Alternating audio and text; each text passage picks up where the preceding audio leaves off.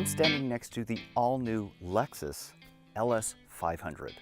This is the 5th generation LS. Now this all started in 1989 when Lexus set the automotive world on its head with the first LS. It was groundbreaking. No one really had the audacity to think that a Japanese company could, number one, create a luxury brand, and number two, create something that was so good. Now this one isn't nearly as groundbreaking. It's more an evolution, but there are some really good bits about this, and there's a few that I could do without as well. So let's go take a look. To be perfectly honest, I haven't been a big fan of the Lexus spindle grille. However, on this new LS, it does seem to work much better. I like the sculpting. I like all the beveling. It's aggressive. It's slightly sporty.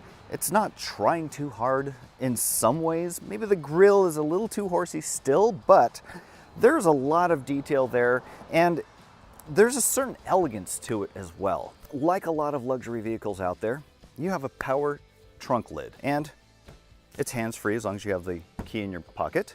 Now the trunk, it's not as big as some of the luxury flagship sedans I've seen out there, but it will certainly hold all of your stuff.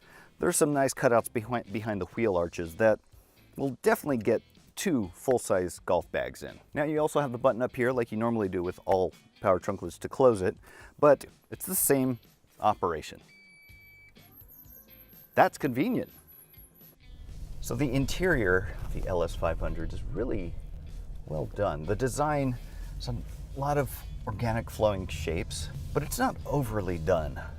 The materials quality throughout is really quite good as well. So as you'd expect from a flagship luxury sedan, the ride quality is really nice and compliant and smooth. It's fairly quiet. I do hear some road noise, but it's not that big of a problem. And you have the selector up here for the different normal sport modes and custom modes rather than down here. So you can just kind of adjust it on the fly rather than having to look down and get distracted that way. The one bummer though is they're still using this trace pad. Now they're using the latest version of the trace pad that they have in the LC 500, but even that, it's probably one of the worst systems, quite honestly, to use for infotainment. It's fine if you're parked, but when you're moving, it just takes a lot of effort to make sure you're on the right hotspot here, and they're just kind of bouncing all over the place. Really, truly, I wish they would just go to a regular touchscreen or even the knob that all the Germans are using. As far as seat comfort is concerned, they're pretty firmly padded. They're not too cushiony and pillowy. So it feels a little bit like an Audi in that way. There's not a lot of side bolstering. But one cool thing about the side bolstering is when you put it in park, it sort of dips down so you don't have to climb over it. So I'm on this curving valley road here. I can feel a little bit of body roll, but it's kind of what you'd expect from any luxury sedan. Throw it in Sport Plus mode and it dials it way back, but then it also starts stiffening up the ride. And the steering also weights up in these sport modes.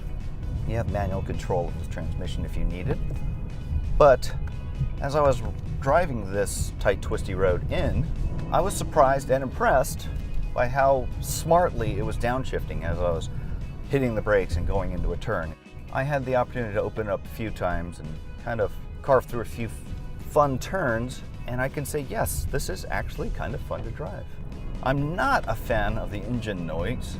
My guess is that it's being piped in through the speakers. I'll have to verify that. But it's a little too loud for my taste, especially for such a big luxury sedan. Earlier I drove the hybrid, the LS 500H, and I was actually quite impressed by it. It was responsive and had plenty of passing power. The brakes also felt like a typical car, not so much a hybrid where you get a little softness and a little lack of feel and response. It was just fine. So because of that, I wouldn't be too surprised to see the hybrid lead for sales. In front of me, I have a really big head-up display. I've got navigation, I've got some of the advanced safety features as well as the driver assistance in the middle. It's tack sharp, and visually, it looks like it's half a foot in front of the nose of the car. So focus-wise, it's really easy to read, and the alerts will pop up right in your vision. Easily one of the better head-up displays. So here I am in the back seat of the LS500, and this one is optioned with the executive rear seat. So a lot more comfort to be had back here. However, much like the infotainment system up front, the one back here is about as easy to use, which is not quite a good thing. In any case, just demonstrate for you right now that you can fold the front seat all the way forward. The headrest tucks in and it all starts moving forward like that. You just have a ton of leg room. You have this ottoman that will come out, nice little leg rest. So really and truly, you have a level of luxury back here that would be akin to, let's say, business class before they went to the fold flat sleeper beds. Now, you can still recline quite a bit. It'd be pretty easy to doze off back here like this. So you do have all the climate control stuff back here, ventilated seats, heated seats, a full body massage, full body refresh. Now, it's not like an aggressive shiatsu massage or anything. It's a nice rolling action, and you have the same functions in the front seats. There's the rear sunshade. There's my sunshade. Under here, 2 USB ports. That's pretty good. Decent sized cup holders. And materials quality is just like the front. Impeccable. So with the Mark Levinson surround sound system option, you even have some speakers up in the headliner, and these speakers are just kind of everywhere. It's an all-enveloping system, and it sounds amazing. If you're an audiophile, in my opinion, this is one of the better ones. So those are my initial impressions of the all-new Lexus LS500. In terms of price, it sits just above the new offerings from Genesis, especially the G90. However, it's quite a bit less than the typical German flagships like the Audi A8, Mercedes S-Class, and BMW 7 Series. It is a marked improvement when it does come to performance. This thing is actually quite fun to drive. My recommendation is the hybrid. You get better fuel economy, obviously, and very little sacrifice as a result. For more information on the Lexus LS500, as well as all of its competition, head on over to Edmunds.com.